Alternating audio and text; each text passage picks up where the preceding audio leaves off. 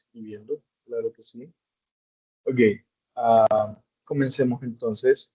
Toda la primera semana nosotros nos dedicamos a ver una especie de repaso en la que nosotros estábamos recorriendo los lenguajes de programación a través de los elementos comunes que tienen ellos.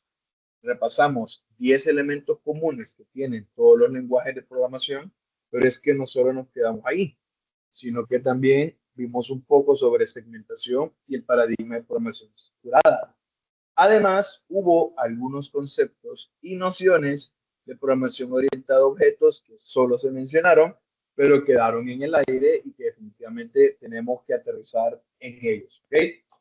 Esta semana lo que nosotros vamos a ver son los fundamentos del paradigma de programación orientada a objetos. Ustedes ya dominan instrucciones básicas en Java, ¿ok? Ustedes ya han cambiado la manera en la que estructuran los programas, ya no solo era declaración de variables, entrada, proceso y salida, sino que nosotros teníamos la parte de la segmentación y junto con la segmentación nosotros teníamos el manejo de la memoria dinámica. Ya podíamos nosotros crear no solo variables estáticas, sino que variables dinámicas. Y su curso de programación estructurada sirvió para eso. El paradigma de la programación orientada a objetos les va a abrir a ustedes un universo entero en cuanto a la parte de la industria del software. Pueda que no lo noten, pero se van a ir dando cuenta que a la medida que ustedes manejan este paradigma, comunicaciones y redes, bases de datos, interfaces de usuario, bueno, toda la parte de full stack se les va a facilitar muchísimo. Estará en ustedes si utilizan siempre un esquema modular o se van con la programación orientada a objetos. De todas maneras, ya sabemos que si ustedes lo que están haciendo es generando código, las IAs agarran las buenas prácticas y ellas sí o sí se van por respetar este paradigma de acá. No todos los lenguajes de programación, bueno, esto es de estas fuentes, ¿ok?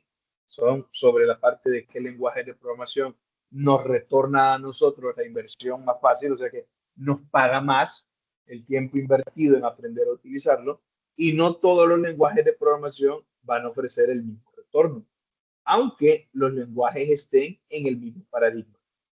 Si ustedes están pensando en especializarse en alguno, convendría ver lo que está pasando en el mercado. En un mundo que es impulsado por las tecnologías de la información y donde siempre estamos buscando optimizar los procesos, hacer que las herramientas sean más asequibles, pues entonces el conocimiento verdaderamente es oro. Y ojo con esto, no estamos hablando de memorizarse el lenguaje de programación, estamos hablando de poder insertarse en la industria del software respetando el ciclo de vida de desarrollo de los sistemas, ser capaces de hacer un correcto análisis del sistema, diseño del sistema, porque la implementación la van a ser generada con inteligencia artificial. Para el 2025 se repasaba este artículo, okay, publicado en mayo del 2025. Para este 2026, pues vamos a utilizar este artículo de acá. Sí, hay 2 meses de diferencia, pero ya se nos da un panorama. Esto lo voy a pasar rápido. Me interesa, estos son los lenguajes de programación mejor pagados. Vean, Rust, Golang, Scala y Kotlin estaban en los primeros lugares. Python, TypeScript, Swift y Java. Y teníamos C++ y JavaScript. Ojo con la parte de JavaScript. Otra cosa interesante es el paradigma. Y es que todos estos programas son multiparadigma, pero están fundamentados en la programación orientada a objetos. ¿Ok? Para el 2026, vean que Scala, ¿okay? Scala ascendió al primer lugar, Go se mantuvo en el segundo, Rust descendió al tercero, Kotlin está en el cuarto, Swift y TypeScript permanecen igual, Python, Ruby están igual, C++ y Java. ¿Ok? Si ustedes se fijan, Ruby no aparece en esta lista. ¿Okay? Ruby subió y desplazó a JavaScript, ¿okay? desplazó a JavaScript una posición y Java cambió con C++. Debido a que Java es esencial para sistemas embebidos, de alto rendimiento que requieren un manejo completo y complejo de la memoria. Toda esa parte de memoria dinámica, de estructuras de datos dinámicas, de poder sacar de una base de datos y optimizar la memoria RAM, pues C++ sigue siendo el líder. Scala, lo que pasa con estos lenguajes es que en la era de la inteligencia artificial, pues entonces la programación funcional y la programación lógica obviamente se van a cotizar más. Ustedes están aprendiendo programación orientada a objetos. Programación funcional no figura dentro de la currícula de las clases. Y es que Scala se está utilizando para Big Data y computación distribuida. ¿Ok? La escasez de expertos en Scala aumenta el valor. Claro, ya comenzamos nosotros. Y es que pasó algo. Si ustedes se recordarán, venimos saliendo de una crisis de módulos de memoria RAM, donde la memoria RAM elevó sus costos. ¿Qué fue lo que pasó? Se descubrieron, se desarrollaron nuevos algoritmos que pueden hacer un uso más eficiente, complejidad casi en el logaritmo de n de la memoria disponible. Entonces ya no era necesario invertir en hardware, sino que comenzar con computación distribuida. Scala sube su nivel. Estamos hablando que se paga de 70 a 90 dólares la hora. Estos eran salarios anuales. ¿Okay? Estos eran salarios anuales. Vean ustedes o estimen más o menos ustedes cómo anda esta parte de la programación. Go, lo que pasa con Go es que tiene detrás a Google. Go se ha mantenido, es para sistemas de alto rendimiento, la nube y microservicios. Uber, Dropbox lo utilizan. Y vean que el salario no anda muy distinto. Y hay más programadores en Go que en Scala. Rust ha bajado, ¿ok? La ventaja de ROS era la seguridad de memoria, alto rendimiento.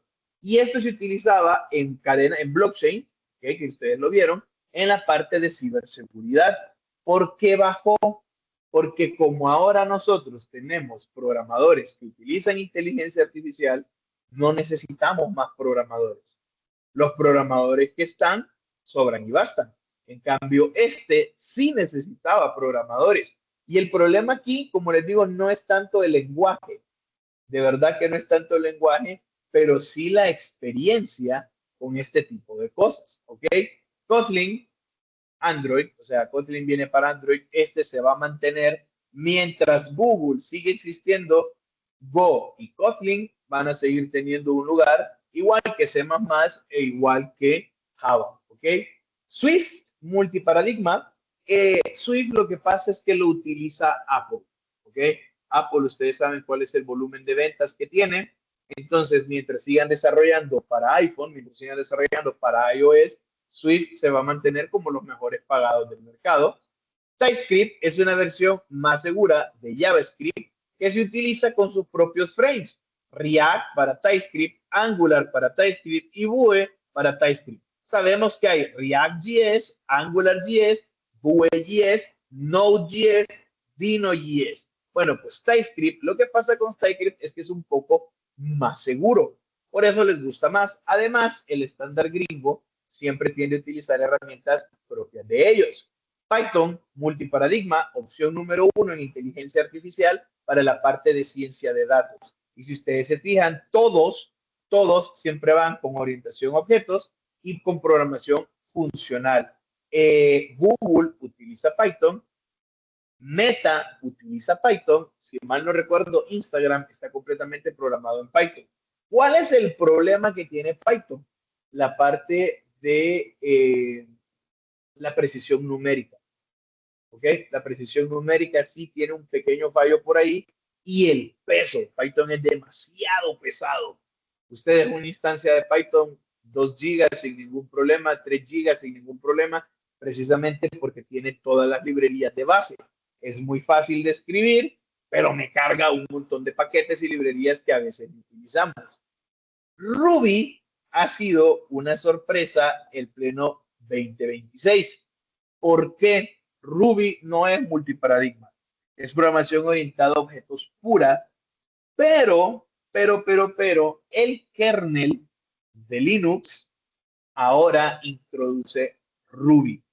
Entonces, a nivel de microprocesadores, muchos están migrando a la robustez de Ruby. Airbnb, Shopify lo utiliza vía Ruby on Rails y es muy poca gente la que lo maneja. Hay mucha demanda en startups y estos aseguran mucha compensación porque precisamente como este tipo de empresas ya ha visto que se utiliza, es orientado a objeto, hay robustez, tiene muchísimas ventajas. También en parte la eficiencia energética. Si ustedes son usuarios de Linux, de alguna versión del kernel de Linux, y ustedes ya instalaron la última versión, lo podrán ver. ¿Ok? Lo podrán ver, la eficiencia energética es mejor, la robustez se siente más robusto y se siente más rápido. Entonces Ruby ha escalado, pero lo interesante es que es orientado a objeto puro, no mete programación funcional, no mete programación lógica, no mete programación imperativa, no es modular, no es estructurado. C++ y Java van a aparecer siempre, siempre, siempre en el top 10. C++, el manejo de memoria. Lo que pasa con C++ es que le da a usted completo control de las cosas.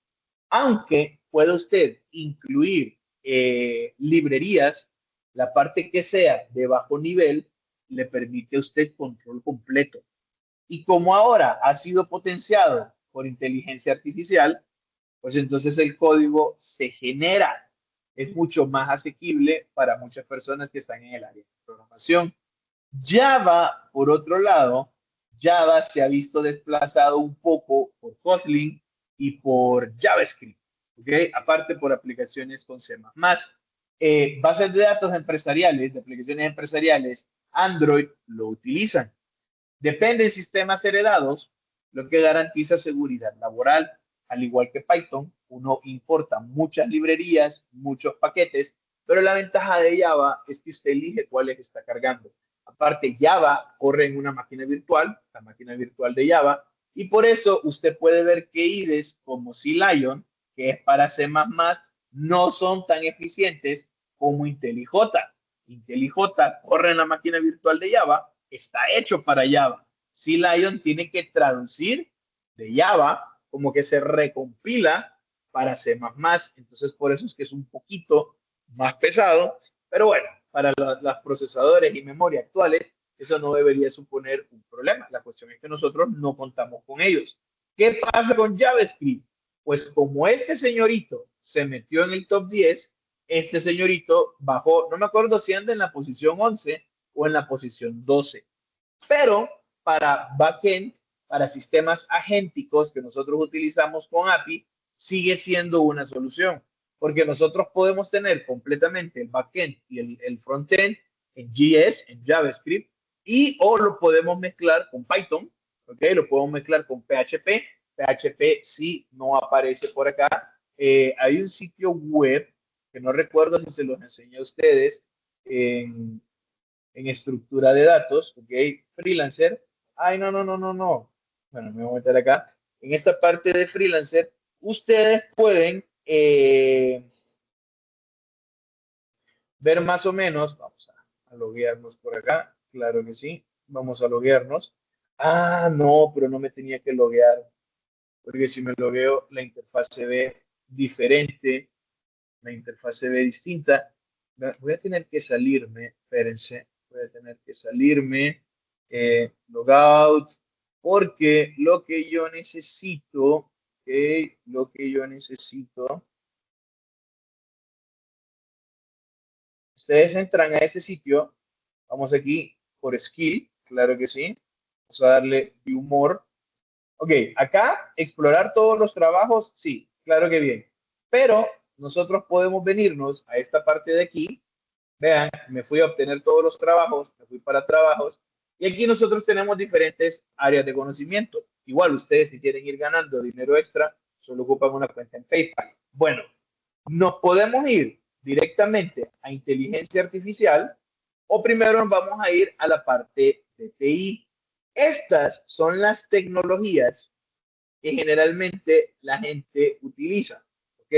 Entonces, por ejemplo, vemos que en Angular hay 10 propuestas de trabajo. Eso al día de hoy.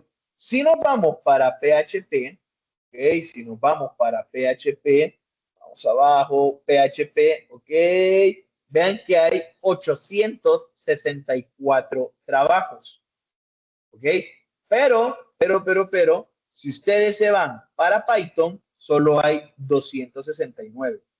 Una cosa es que sea mejor pagado y otra cosa es la cantidad de personas que yo necesite. Vean que Golang no tiene ofertas disponibles. Vamos a ver Ruby. Vamos a ver Ruby, Ruby. Aquí tenemos Rust, 5. Ruby on Rails, tenemos 2. Tenemos 9 ofertas de trabajo. PHP sigue teniendo todavía más proyectos, precisamente porque hay plataformas que todavía están corriendo con estas tecnologías. Si nosotros nos vamos a ver Java, ¿ok? Java tiene 120 ofertas de trabajo, JavaScript tiene 386 ofertas de trabajo. Si mal no recuerdo, sigue siendo mayor todavía que la de Python. C++ creo que no vamos a encontrar. C++, porque la gente que trabaja en C++ ya tiene sus puestos. Vamos a ver. ¿Dónde carajos está C++? No lo encuentro. Si ustedes lo pueden ver por ahí. Sí, aquí está promoción en C++. 72 ofertas de trabajo. ¿Ok? Entonces, esto me da un poco de cómo se mueve el mercado laboral actualmente. Si me voy para la parte de inteligencia artificial, ¿ok? Aquí pues entonces yo también veo qué es lo que está dando ahorita. Agentes de IA, 22 ofertas. Sistemas agénticos, solo van 3. Y esto va a cambiar. Ustedes ya saben crear agentes. Eso se les enseñó en estructura de datos. Pueden crear simuladores, consultores, tutores y agentes. Pues bueno, aquí tienen más o menos, ¿sí? A cómo está el día de hoy la oferta laboral por si se quieren ir decantando por alguna tecnología en particular. ¿Okay? Sigamos entonces con la clase. El aprendizaje de un lenguaje de programación puede no ser una tarea sencilla, porque implica el razonamiento del paradigma de programación. Es decir, a diferencia de cómo nos han querido venir a enseñar, es decir, dándonos el lenguaje de programación de un solo, lo que nosotros tenemos que aprender antes de un lenguaje es el paradigma de programación que va a regir ese lenguaje. Si yo conozco el paradigma, entiendo por qué el lenguaje está siguiendo una estructura y está haciendo las cosas de la forma en que las está haciendo. Luego lo que yo necesito es la comprensión de la sintaxis del lenguaje, que cómo se escribe en esa lengua, cómo se declara una variable, cómo se declara un arreglo, cuáles son las palabras reservadas. ¿Ok? También el desarrollo de una lógica de programación correcta, por eso es que ustedes llevan la clase de lógica computacional, donde aprendieron sobre predicados de primero y segundo nivel, de tablas de verdad, de qué es una tautología, qué es una contradicción, y la aplicación de una buena metodología de desarrollo. Llamémoslo Extreme Programming, llamémoslo desarrollo ágil, llamémoslo Kanban, llamémoslo Scrum. Ustedes tienen que tener una metodología de desarrollo. ¿Okay? La metodología de desarrollo, junto con la lógica de la programación y el razonamiento del paradigma, hoy por hoy le garantizan el poder dominar cualquier lenguaje de programación. Y es que la comprensión de la sintaxis, quieras o no, se vale únicamente si usted está trabajando en ese lenguaje. O sea, nosotros vamos a aprender programación orientada a objetos con Java, pero usted va a la empresa y ya utilizan Python, pues no hay problema. Sabe programación estructurada y sabe programación orientada a objetos, aunque no entienda la sintaxis, va a entender el flujo de lo que está pasando, que fue el ejemplo que nosotros hicimos con Ruby. O sea, nosotros, Ruby es orientado a objetos y lo estábamos forzando a que nos tirara algo de manera estructurada. Entendíamos qué era la salida, qué era la petición, qué era la declaración de variables. Este es un estudio, ¿ok? Estudio propuesta para la enseñanza y aprendizaje de la programación. Ellos son los autores, Molina y Zurieta y otros, ¿ok? Entonces, ¿qué es lo que pasa? Esta gráfica es de 1970. Nosotros acá podemos ver que la frase las partes de análisis y diseño, ¿ok? Análisis y diseño, esta parte de acá, consumían el 11% del presupuesto, porque estos son costos, en el ciclo de vida del desarrollo del sistema. La implementación, programarlo la primera vez, me hacía todavía menos, o sea, análisis, diseño y desarrollo me daban menos del 20% de los costos. La depuración y el mantenimiento me daban casi la totalidad de los costos. La cantidad de programadores, de programadoras que yo tenía que contratar, superaba muchísimo al analista, al DBA, a los diseñadores. Y es que era un dolor de cabeza. Aunque la programación por procedimientos, la programación estructurada, es funcional, y no estoy hablando del paradigma funcional, estoy hablando de que funcionaba. Yo podía hacer software con este paradigma. Presentaba desafíos críticos para proyectos modernos. Vamos, en su curso de estructura de datos, ustedes hicieron colas de impresión, simuladores de procesos, hicieron juegos, puntos de venta, hicieron varias cosas en sus proyectos. Se dan cuenta que el software lo pueden hacer. Gracias a que tenemos estructuras de datos estáticas y dinámicas, nos cambia un poco cómo pensamos y nosotros teníamos las entidades y comenzábamos a desarrollar. O sea, software se puede hacer. El problema está en estas tres cosas. En primer lugar, la complejidad. El desarrollo se vuelve inmanejable porque el software, el código es enorme. Son grandes y grandes fragmentos de código en el mismo archivo, lo que lo hace muy complejo para que un equipo completo pueda tocar los archivos. Entonces, eso caemos también en el trabajo en equipo. En ustedes lo que hacían para trabajar es que se reunían todos y programaban en la misma computadora, aunque tuviesen un repositorio en Git. Tenían generalmente que estar tocando todos todo al mismo tiempo. Finalmente, el mantenimiento. Ese era el principal obstáculo. Una cosa llegaba a cambiar y prácticamente teníamos que volver a hacer todo el software desde cero. ¿Ok? Imaginémonos un sistema para ubicar personas con enfermedades crónicas utilizando GPS. Inicialmente, nosotros registramos longitud, latitud, nombre y padecimiento para mostrar la residencia en un mapa. ¿Ok? Entonces, los que definitivamente no pasaron de programación básica estarían pensando en una variable para longitud, una variable para latitud, una variable para el nombre, una variable para el padecimiento, y no podrían hacer este software nunca. Los que aprobaron estructura de datos y aprendieron, pues obviamente utilizarían estructura de datos y ustedes van a identificar entidades, ya sea para definir sus structs o para definir su base de datos de manera entidad-relación. Entonces, lo que nosotros ocupamos es ubicar a las personas.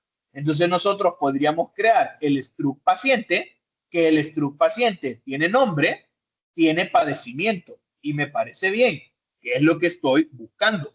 Pero este paciente también tiene una residencia. El struct residencia tiene longitud, tiene latitud.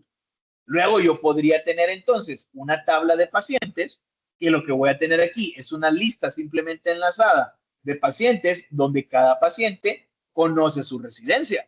Y me parece muy bien. Y el programa ya tiene menos complejidad a que no usase estructura de datos. ¿Cuál es el problema? Un año después me piden a mí incluir no solo la longitud y la latitud, sino que la altura. Eso significa que yo tengo que venir a mi struct residencia y agregar la variable altura. En física, altura es con H. ¿Okay? Agregar la variable altura. Esta variable altura me modifica absolutamente todo.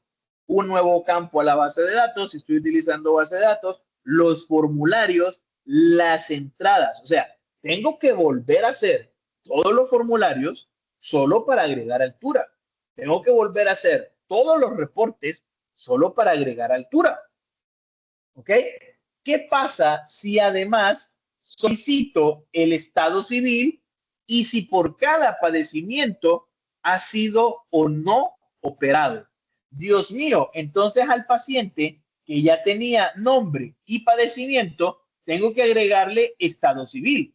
Y me está diciendo que pueden haber varios padecimientos. Entonces, padecimiento va a ser un arreglo y ahora necesito el STRUC padecimiento, que va a tener el nombre del padecimiento, fecha en la que empezó el padecimiento, si ha sido operado o no. El hecho de tener que sustituir una variable estática por un arreglo de struct, no, eso modifica muchísimo más volver a hacer los formularios de entrada, volver a hacer los reportes y demás. Es decir, estos cambios, si bien utilizando estructuras dinámicas me resumen muchísimo el tiempo, la verdad es que cada cambio va a ser increíblemente costoso, porque prácticamente estoy volviendo a hacer el 80% del software.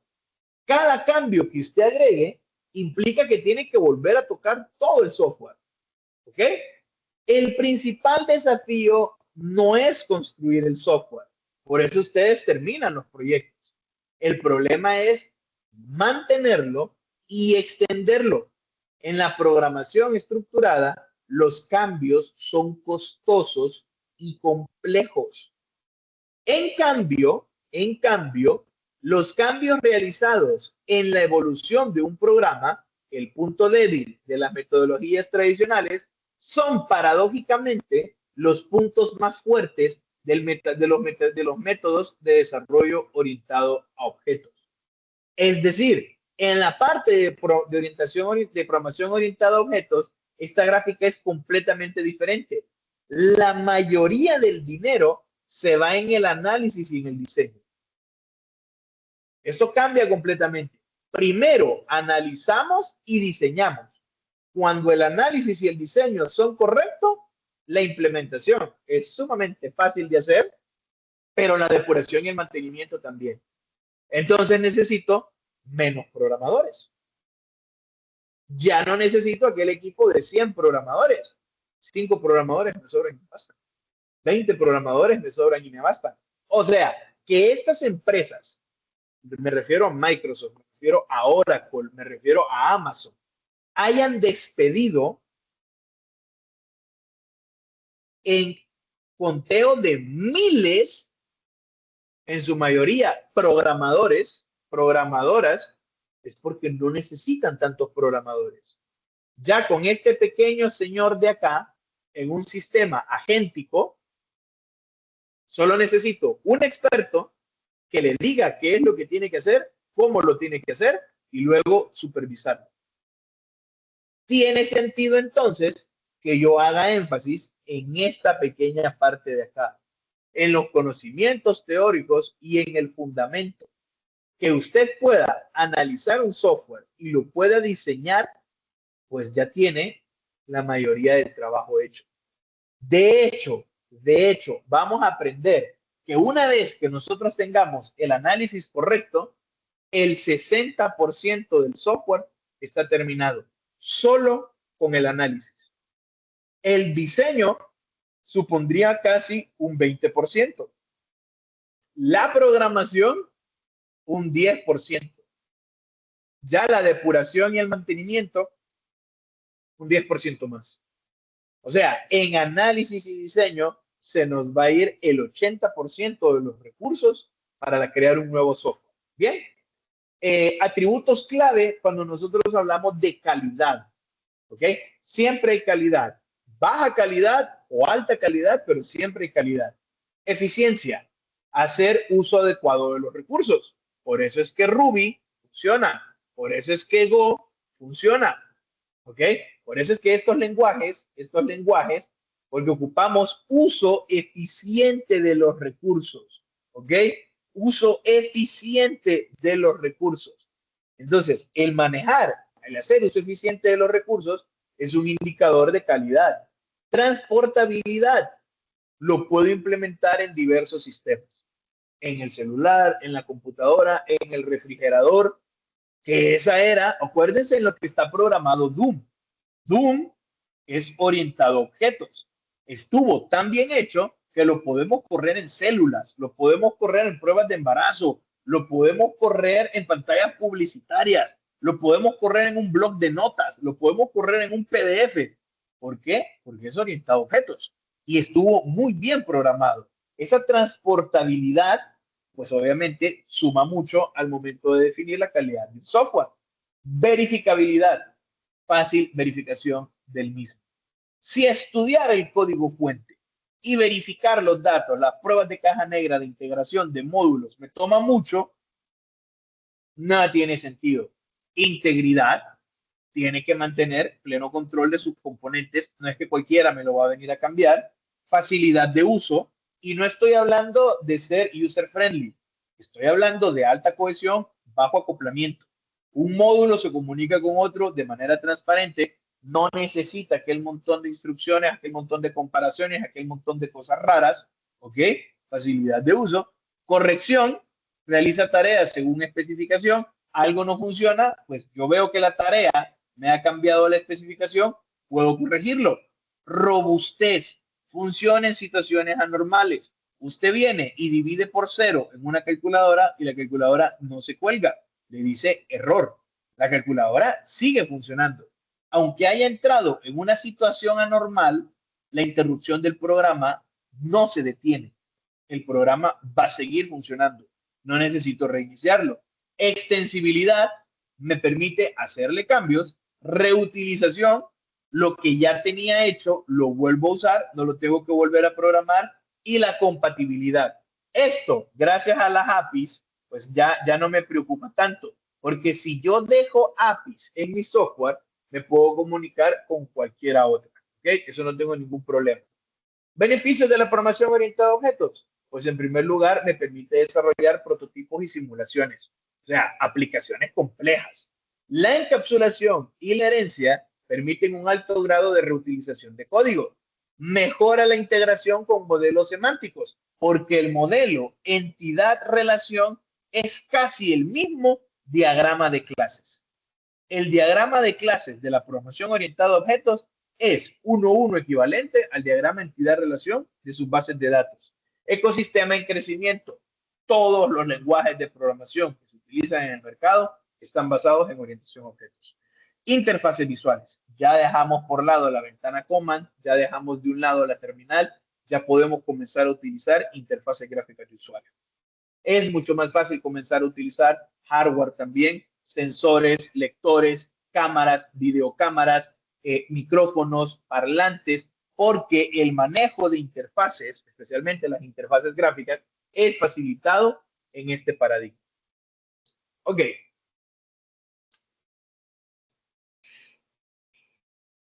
La orientación a objetos puede describirse, es una ingeniería, el conjunto de disciplinas que desarrollan y modelizan, ojo con esta palabra, modelar, ¿ok? Modelar. No estamos hablando de, lo vamos a poner en una pasarela, o sea, no estamos hablando de que está inútil luciéndose ahí, que la gente dice, ay, estás modelando. No, no, no, no estamos modelando a ese hecho de mostrar algo y lucirlo, sino que estamos hablando de modelar, a agarrar algo y hacerlo un modelo. Los modelos a escala, estoy modelando. Hay una situación y la modelo. ¿Qué es lo que modelo? Software. Entonces, la orientación a objetos puede describirse como el conjunto de disciplinas que desarrollan y modelizan software que facilitan la construcción de sistemas complejos a partir de componentes. Si nosotros entendemos esto, nos fue súper bien en orientación a objetos. Y es que el atractivo principal de este paradigma es proporcionar conceptos y herramientas que permiten modelar y representar el mundo real tan fielmente como sea posible. Lo voy a repetir. Modelar y representar el mundo real tan fielmente como sea posible. Es decir, no me voy a centrar en entrada, proceso y salida. Me voy a centrar en el mundo real, cómo funcionan las cosas. No es que yo me tengo que adaptar al software. es que el software va a imitar lo que pasa en la vida real. Entonces, la transición para los usuarios es increíblemente transparente. No tenemos mucho tiempo, o sea, si no están, yo les digo, si no están conectados, desconéctense. Si no van a contestar, desconéctense. A ver, cualquiera, ¿qué estoy presentando en esta diapositiva? Anderson.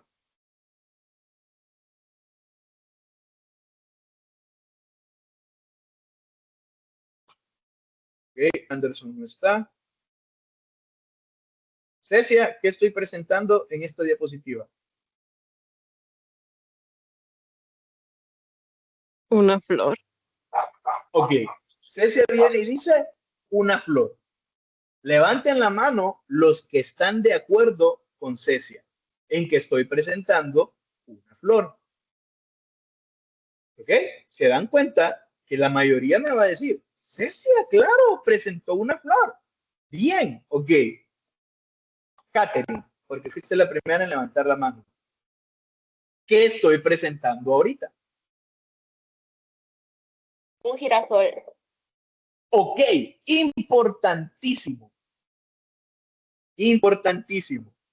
Said, ¿usted está de acuerdo con que esto es un girasol?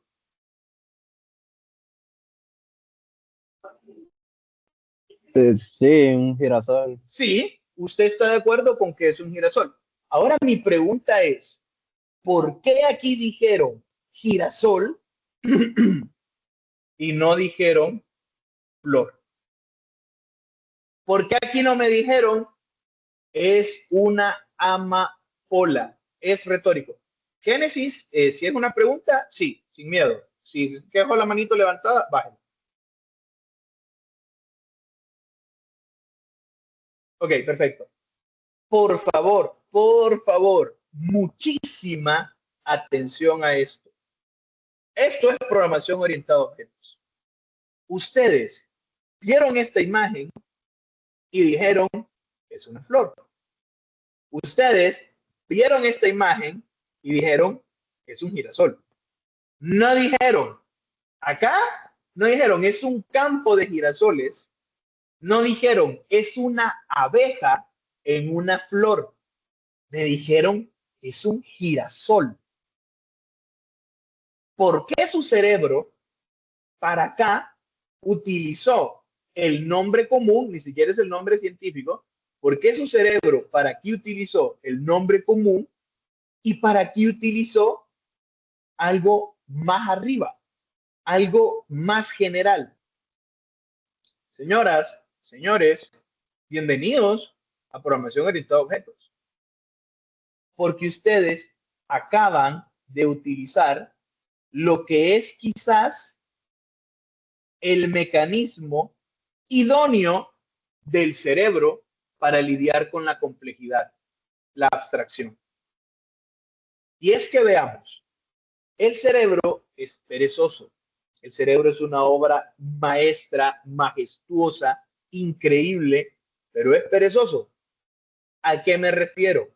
En cuanto a gasto energético, se va a ir por lo más rápido, por lo más rápido. No va a desperdiciar recursos, no va a desperdiciar APT.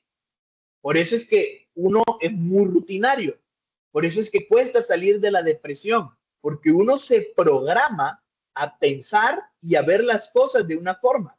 Por eso es que están esos audios que usted escucha lo que ve.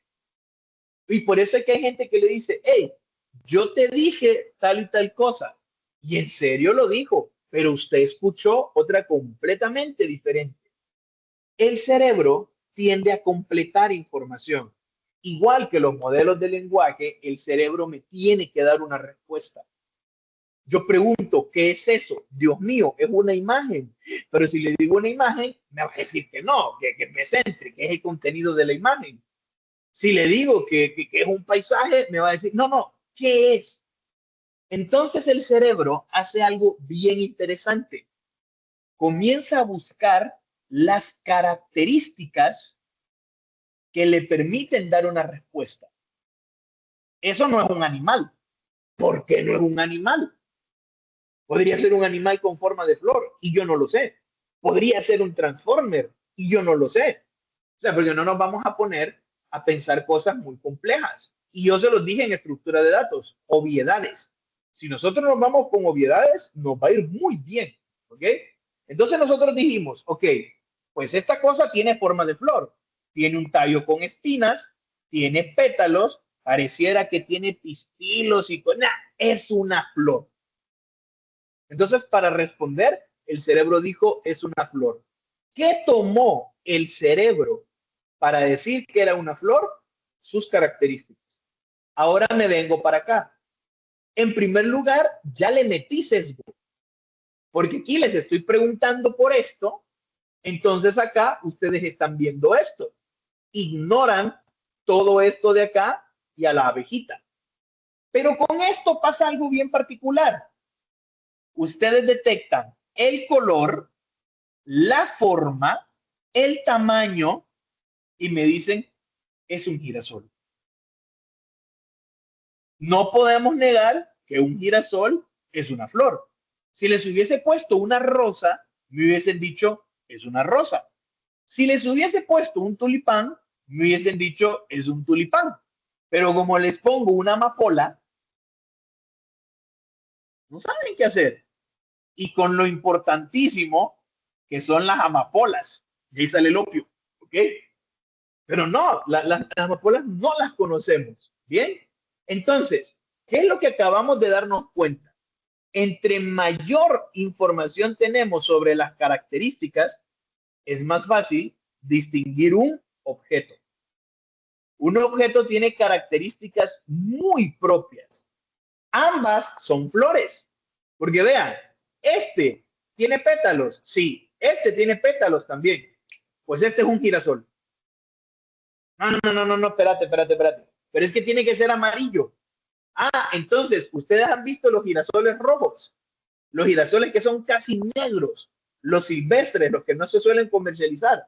Si ustedes van a los campos de girasoles, ahí van a ver girasoles blancos, van a ver girasoles rojos. Entonces, si esto fuera rojo, ya no es un girasol. No, espérate, o sea, ¿qué me estás diciendo? Hay un ejercicio muy bonito que ustedes aprenden en inteligencia artificial. Yo lo recibí cuando yo estudié en inteligencia artificial en mi carrera. El ejercicio a mí me encantó. Y es que ustedes les dicen que van con un robot. Van con un robot al zoológico. Y el robot pregunta, ¿qué es ese animal? Y ustedes están en la jaula de los leones y usted le dice, ah, es un león. ¿Por qué es un león?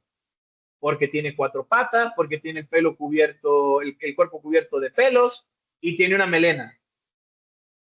Ah, ok, perfecto. ¿Y ese animal qué es? Y es la jaula de los lobos. Ah, ok, tiene cuatro patas, sí, tiene el cuerpo cubierto de pelos, sí, pero como no tiene melena, es un lobo, no es un león. Y se asoma una leona por la primera jaula. Ay, ¿y qué hace ese lobo con los leones? No es un lobo, es un león, pero hembra, pero no tiene melena.